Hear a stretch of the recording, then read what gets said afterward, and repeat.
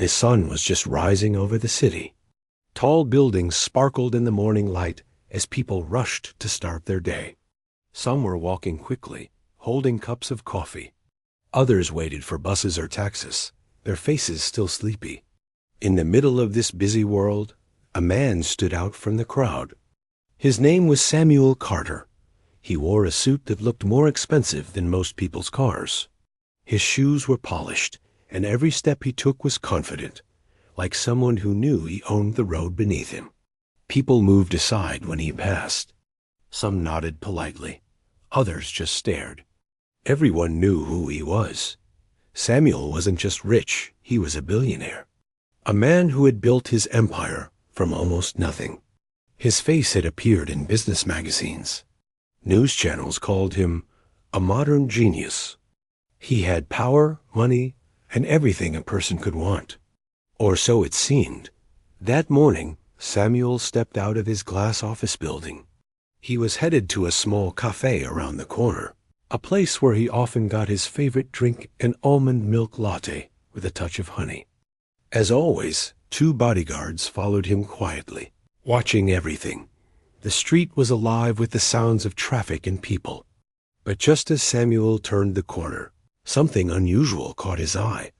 There was a girl sitting on the sidewalk, just outside the cafe.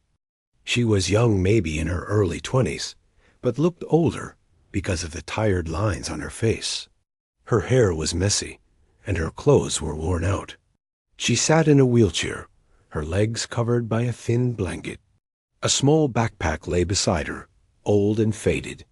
She wasn't asking for money. She wasn't holding a sign. She just sat there, watching the world pass by. Her eyes weren't dull or empty like many who had been on the streets too long. No, her eyes were bright, sharp, and alert, like someone who was always thinking, always noticing. Samuel barely glanced at her and walked into the cafe. Inside, the smell of fresh coffee filled the air. The barista, who knew Samuel by name, smiled nervously and quickly started making his usual drink. A few customers whispered to each other, surprised to see such a famous man so close. Samuel didn't notice. His mind was already on his meetings for the day. He stepped outside a few minutes later, holding the warm drink in one hand and looking down at his phone with the other. That's when the girl spoke. "Don't drink that." Samuel looked up, confused. The girl in the wheelchair was looking right at him. "Excuse me?" he said, raising an eyebrow. "I said don't drink that," she repeated, her voice calm but serious. Samuel stared at her, unsure if he had heard her correctly. The girl pointed at his cup. "Something's wrong with it," she said. "You shouldn't drink it." Samuel blinked. His bodyguard stepped closer, suddenly alert. "What are you talking about?" he asked, frowning. "I'm just telling you what I saw," the girl said, her voice steady. "I watched the barista. He looked nervous, too nervous. And someone else was behind the counter for a moment, someone who shouldn't have been there. I don't know what they did, but something about it felt wrong." Samuel almost laughed.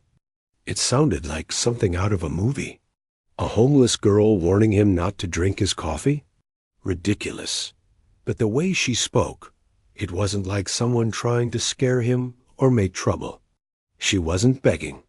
She wasn't acting strange. She was completely focused. Her voice was honest. And for some reason, he felt a chill run down his back. "Are you saying my drink is poisoned?" he asked quietly. "I'm saying something's not right," she said. "You can believe me or not. That's up to you." Samuel looked at the cup in his hand. He felt a small wave of doubt. He wasn't the kind of man who got scared easily, but he had made many enemies over the years. People who didn't like his success. People who would love to see him fall. He turned to his bodyguard. "Take this back inside," he said. "Ask the manager to remake it, and watch carefully this time." The guard nodded and walked inside. Samuel looked back at the girl. She was still watching him, her eyes steady. "What's your name?" he asked. Emily, she said, you saw something. You could have ignored it, but you didn't. Emily gave a small shrug. It didn't feel right to stay quiet. Samuel didn't know what to say. He had met hundreds of people in his life, businessmen, politicians, famous actors. But something about Emily stood out. She was sitting on a cold sidewalk, wearing clothes that barely kept her warm. And yet she spoke with more strength than people who wore suits and ran companies. The bodyguard returned a moment later. His face was pale. The manager said the drink was off, he said in a low voice. They don't know what happened, but they're checking everything now. Samuel froze. He looked down at Emily again. She had saved him from something bad, maybe something very serious. And she had done it without asking for anything in return. He felt something stir inside him, something unfamiliar. A feeling he hadn't experienced in years. Gratitude and curiosity. Thank you, he said softly. Emily nodded, then looked away as if the conversation was already over.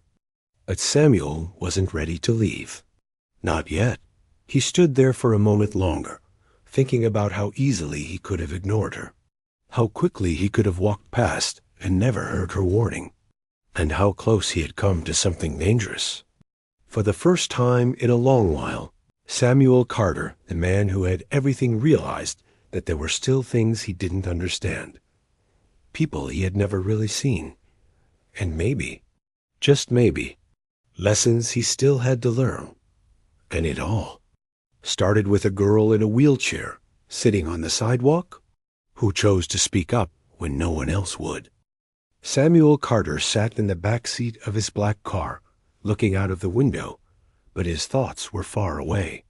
The city buildings passed by like shadows, but he didn't notice them. His phone buzzed beside him with emails and messages, but he ignored it. All he could think about was the girl named Emily, the one in the wheelchair, who had warned him not to drink his coffee. At first, he thought it was a strange coincidence. Maybe she had just been guessing.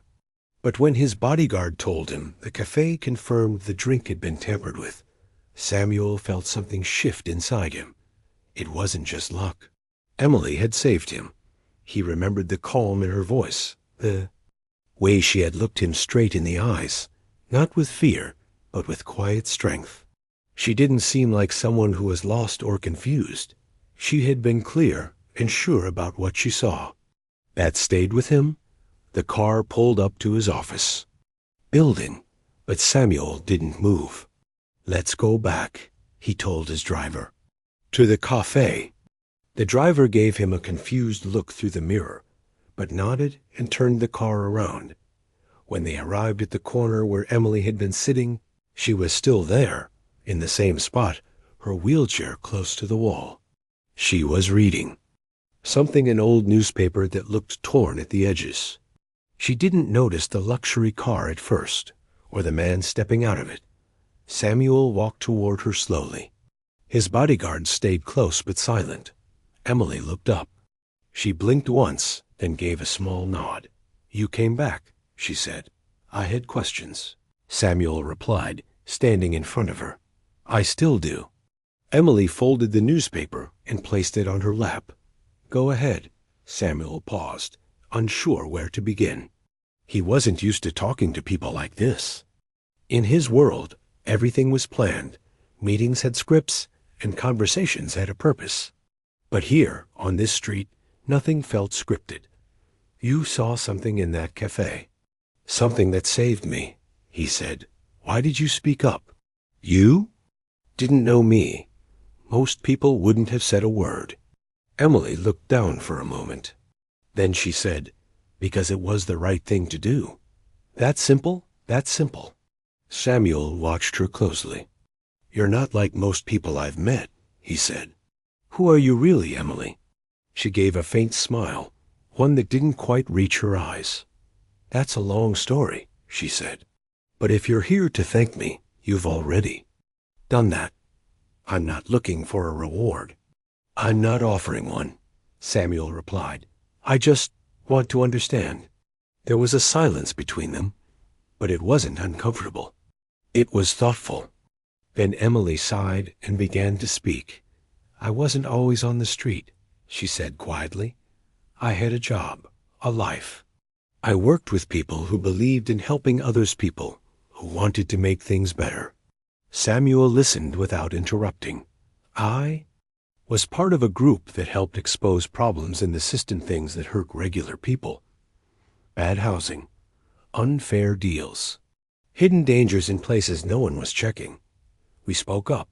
We tried to make noise. At first, it was exciting. We were doing good. But the truth is, not everyone wants things to change." Samuel raised an eyebrow. "You made enemies.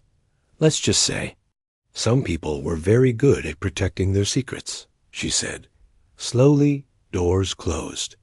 Jobs disappeared. I was let go. Then there was an accident. A car hit me while I was crossing the street. My legs were badly injured. Recovery was long and expensive. Too expensive." She glanced down at her legs, covered by a blanket. One thing led to another. "I lost my home. My savings ran out. Friends disappeared. I ended up here." Samuel didn't know what to say. He had heard stories of people falling through the cracks, but it always felt far away, like a different world. Yet here was a person who had once fought for justice, now sitting on the sidewalk with nothing. "You still pay attention to what's happening around you," he said. Emily nodded. "Old habits. I observe people. I notice things. You'd be surprised how much you can see when no one sees you." Her words hit Samuel harder than he expected. "No one sees you," he repeated softly. "They see a wheelchair. They see dirty clothes. They see someone asking for help. But not me. Not really." Samuel felt a weight in his chest. All his life, he had believed in hard work and success. He thought people got what they deserved. But now he was facing someone who had done everything right and still lost everything. "Emily," he said slowly, "you said you don't want anything. But if I wanted to help, would you let me?" She looked at him, really looked at him. Then she said, "What kind of help?" "I don't know yet," he admitted. "I don't just mean food or money. I want to understand more. What really causes this? Why someone like you ends up here, while people like me walk past without noticing? Maybe there's something I can do to fix it." Emily was quiet for a moment. Then she nodded. "You can start by listening." Samuel smiled for the first time that day. "I think I already have." They talked for a while longer. Nothing fancy, just real conversation, something Samuel hadn't had in a long time. He asked questions, and Emily answered honestly. She talked about the shelters, the rules, how difficult it was to find safety, dignity, and a chance to start over. She spoke about people she had met, some kind, others struggling in their own ways. Before he left, Samuel asked her, "Will you be here tomorrow?" Emily nodded. "Most likely. I'll come back." And he did, the next day, and the one after that. Samuel kept returning. Not as a billionaire trying to impress anyone, but as a man trying to learn. He brought her warm drinks, clean clothes, and listened more than he talked. Emily remained honest, sharp, and unshaken. For Samuel, something had changed. He had spent his life chasing success, building towers of money and power.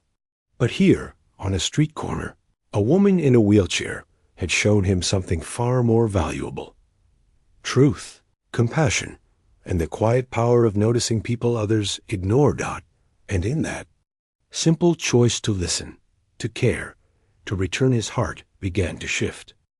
Samuel Carter walked down the same street where he had met Emily for the first time. The weather had changed a little. The air was cooler, and a few leaves danced along the sidewalk, blown by a soft breeze. But something inside Samuel felt warmer, more alive than it had in a long time.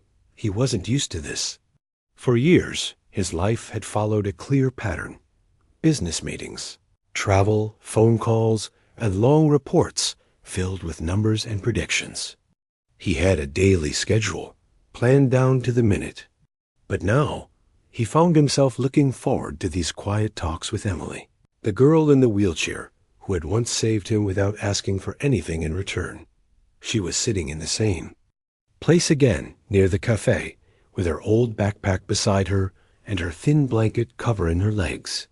When she saw him, she smiled, not the polite kind of smile people gave out of habit, but one that felt real. "You're back," she said. "Said I would be," Samuel replied with a small grin. He handed her a warm drink. This time it was a hot chocolate. "I thought you might like something sweet today." Emily took the cup and nodded. "Thank you." "That's kind of you." Samuel sat on the nearby bench. For a moment, they both just sipped their drinks quietly. The city moved around them, cars passed, people walked by, and the noise of everyday life filled the background. But in their little corner, things felt still. "I've been thinking about what you told me," Samuel said after a while. "About your work before, and how things changed." Emily glanced at him, curious. "What part?" "The part about helping others, trying to fix problems, and how it cost you everything," he said. "I can't stop wondering.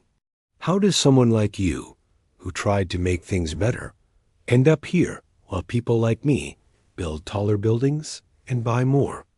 Things we don't even need?" Emily looked down at her cup, thoughtful.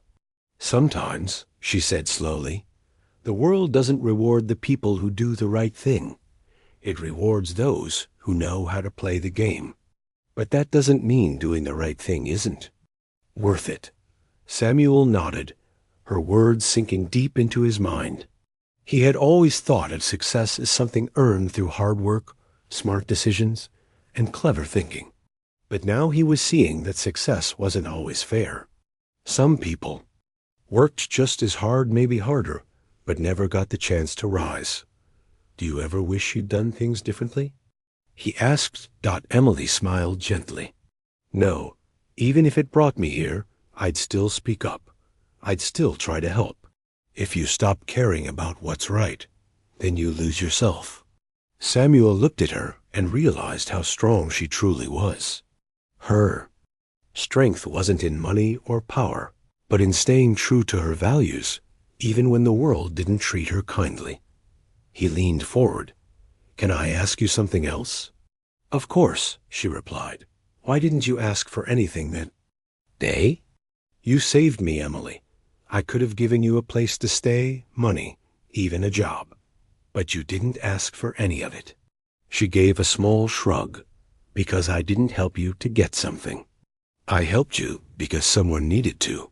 That's all." Samuel was quiet for a moment. He felt a little embarrassed. So many people around him were always trying to impress him or win his favor. But here was someone who saw him not as a billionaire, but just as a person who needed a warning and who gave it freely. "Would you be willing to tell me more?" he asked. "About the things you saw in your old work, the problems you were trying to fix." Emily's eyes lit up a little, surprised by the question. "You really want to know?" "Yes," Samuel said. "If I'm going to do more than just hand out help, I need to understand what's really broken." So Emily began to talk. She told him about the small buildings in the city that were falling apart while families still lived in them. She talked about the children who couldn't afford school supplies and the elderly people who were alone without support. She explained how some places were ignored by people in power because those areas didn't bring money or attention. And she shared stories of people she had worked with, kind, hard-working people who were forgotten simply because they had no voice.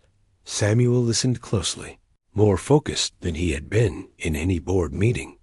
Emily spoke with honesty and care. She didn't just complain, she explained. She didn't point fingers, she painted a picture of people who just wanted a fair chance. "You remember all this so clearly." he said after she finished a story about a single mother who worked 2 jobs, but still struggled to pay rent. I remember, Emily replied softly, because they mattered. Samuel looked away for a moment, staring at the sky. I've built a lot in this city. Offices, shops, even homes. But I'm starting to wonder how many people I really helped.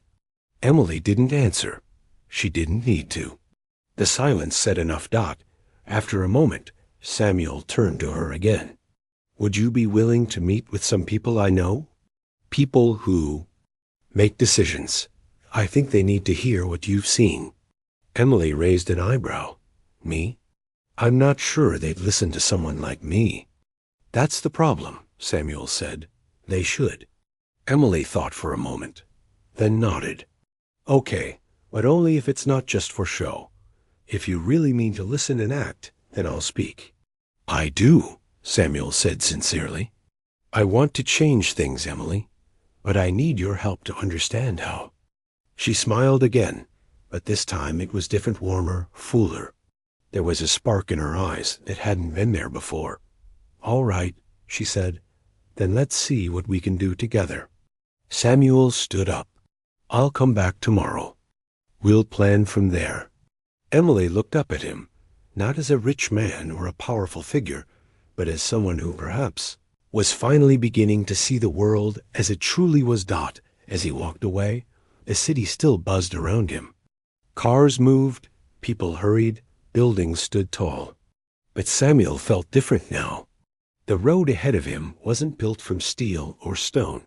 It was made of purpose, of hope, and of voices like Emily's that were finally being heard. And for the first time in years, Samuel Carter was not just building wealth. He was building something that truly mattered. The next day, Samuel found himself standing outside a small building near the city's central district. It wasn't as fancy as the offices he was used to, but it was important. This was the place where change could happen, where decisions that affected thousands of people were made. Emily was beside him, looking up at the building with a calm expression. She wasn't wearing her usual worn clothes. Today, she was dressed in a simple blouse and a jacket Samuel had bought for her the day before. She didn't look like someone who had been homeless. She looked like a person who had a story, a person who could change things. As they walked inside, Samuel couldn't help but notice how quiet the building was. The air felt stiff, as if everyone here was focused on their work and nothing else. But Emily wasn't intimidated by it. She walked through the lobby with the same steady confidence she had shown when they first met. Are you nervous? Samuel asked her as they waited by the elevators. Emily gave him a quick glance. No, I've spoken to bigger crowds before. It's not the size that matters.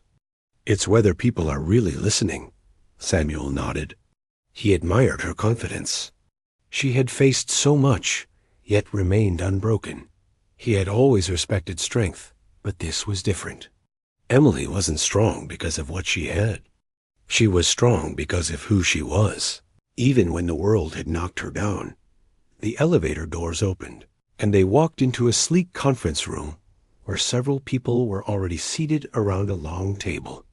They were all high-level officials, business leaders, and policymakers, people who made decisions that shaped the future of the city.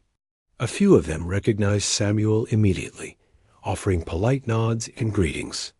But when they saw Emily, most of them looked away, clearly unsure of who she was. Samuel took a seat at the head of the table. Emily sat beside him, her eyes scanning the room, alert and calm. As everyone settled, one of the men in a sharp suit, Greg Matthews, the city's economic development officer, spoke up. Samuel, we're glad to see you, Greg said with a smile. And I assume this is the young woman you mentioned? Samuel nodded. Yes, this is Emily. She's here to share her experiences with you. There was a brief silence as everyone looked at Emily. She hadn't spoken yet, but there was a sense that people were waiting for her to start. They were curious, but they weren't sure what to expect. Go ahead, Samuel said softly, Nudging her gently, Emily took a deep breath and looked around the room. "Thank you for giving me this chance," she said, her voice steady and clear. "I know you all deal with big numbers, projects, and budgets every day, but I'm here to remind you of something that doesn't show up on your reports. People." The room shifted slightly. Some faces looked uncomfortable, as though they weren't used to hearing such direct words. But Samuel saw a small change in their expressions. They were paying attention. Every decision you make impacts someone's life. It might not be obvious to you, but it's real for the people living in this city. I used to work with people who are forgotten, the ones living in poor conditions, the ones struggling to make ends meet. And I saw firsthand how many of them get left behind, even when they work harder than most people I know. Emily paused, letting her words sink in. Samuel watched the room closely. Some of the officials seemed uncomfortable, shifting in their chairs. Others, like Greg, looked thoughtful. Before I became homeless, I worked with a group that fought for better housing, fair wages, and safer living conditions for people in low-income areas. We fought hard, but slowly we realized something no one wanted to listen. When you speak about numbers, about profits, and about policies, it's easy to forget about the people behind those numbers. But those people matter. They always matter. Emily's voice remained calm, but there was a fire behind it. She wasn't just speaking facts, she was speaking from her heart. Samuel could see how much this meant to her. People don't want charity. They don't want pity. They want opportunities. They want jobs that pay enough to live. They want a place where they can feel safe and know that their children have a chance at a better life. But right now, many of them don't even have a roof over their heads. And that's a problem we can't ignore any longer. Greg Matthews leaned forward, his hands folded on the table. "You make an important point, Emily. But as you know, the economy is complex. There are a lot of factors at play. We have to balance growth, investment, and sustainability. It's not as simple as just providing more resources. Everything needs to be carefully planned." Emily didn't. Several weeks had passed since Emily spoke at the meeting. The day she told her story and stood in front of the people who made decisions had stayed with Samuel. It had stayed with the others too. Something had changed that day, not just in the room, but in the hearts of the people who had listened. Samuel was no longer just a businessman. He had started seeing the world with new eyes. Every street, every building, every person told a different story now. And he was listening. More than that, he was ready to do something about it. He had started with small things. First, he went to all his company's projects. He reviewed where they were building homes and asked his team a question they had never heard before. Who is this really helping? In some cases, the answer was clear, but in others, it wasn't. That's when Samuel started making changes. He began working with local organizations that helped families with low incomes. He invested money, not just to build more, but to build better. Affordable housing, community centers, and safe spaces for kids to learn and play became part of the new projects. He didn't want to just grow taller buildings. He wanted to build stronger communities. And Emily? She had also started something new. With Samuel's help, she was now leading a small community group. They met every week in a cozy space in the same building where she had once told her story. People from all walks of life came: mothers, students, elders, and even some local leaders. They shared their struggles, their hopes, and their ideas. Emily was no longer sitting on the sidewalk, hoping someone would notice her. She had become a voice for those who were still unheard. Her wheelchair didn't slow her down. In fact, people said it made her even stronger because she had lived through the problems and still kept her heart open. One rainy afternoon, Samuel visited her at the center. She was helping a group of teenagers plan a small food drive. As always, her face lit up when she saw him. "You're just in time," she said. "We're about to start our meeting." Samuel smiled, wiping his wet shoes on the mat. "I wouldn't miss it." He sat in the back and watched as Emily led the group with calm confidence. She let others speak first, always listening, always encouraging. He noticed how she made everyone feel like they mattered. There was no judgment, no pressure, only kindness. After the meeting, the two of them sat near the window. The rain was still falling outside, tapping gently against the glass. "You've built something beautiful here," Samuel said. Emily looked. Around the room, where a few kids were cleaning up the chairs and folding papers. "I didn't build it alone," she replied. "You helped." "I only gave support," he said. "You gave it heart." She smiled, then turned serious.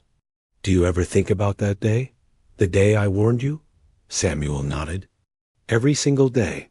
You didn't just save my life. You changed it. I think it was meant to happen." Emily said softly, "Sometimes people cross paths for a reason. Maybe you were meant to slow down and look around. And maybe I was meant to speak up one more time." Samuel looked outside at the street where they had first met. The world had kept moving, but they had taken a different path, a better one. He had even started a new foundation in Emily's name, the Emily Hope Project. It focused on helping people get back on their feet, whether they were homeless, jobless, or just in need of someone to believe in them. It offered training, support, and most of all, dignity. The name had been Emily's idea. "I don't want it to be about me," she had said when he first suggested it. "But it is," Samuel had replied. "It's about the hope you gave, the voice you used when you had nothing. That's worth remembering." Now, the foundation had helped dozens of people. Some had found jobs, others had gone back to school, and some had simply found a safe place to rest. One woman who had been living in her car now worked at the community center and smiled every morning when she walked in. Samuel had learned something important. Giving wasn't just about money. It was about time, care, and listening. It was about seeing people for who they were, not what they lacked. He had started spending more time in the neighborhoods his company used to overlook. He spoke with residents, attended small meetings, and even helped plant a garden outside one of the housing complexes. People were surprised to see a billionaire in jeans, digging in the dirt with them. But he liked it. It made him feel human. Again, one day, as he walked out of the community center, he saw a little girl drawing with chalk on the sidewalk. She looked up and waved. "Hi, Mr. Samuel," she called out. He smiled and waved back. "Hello, artist."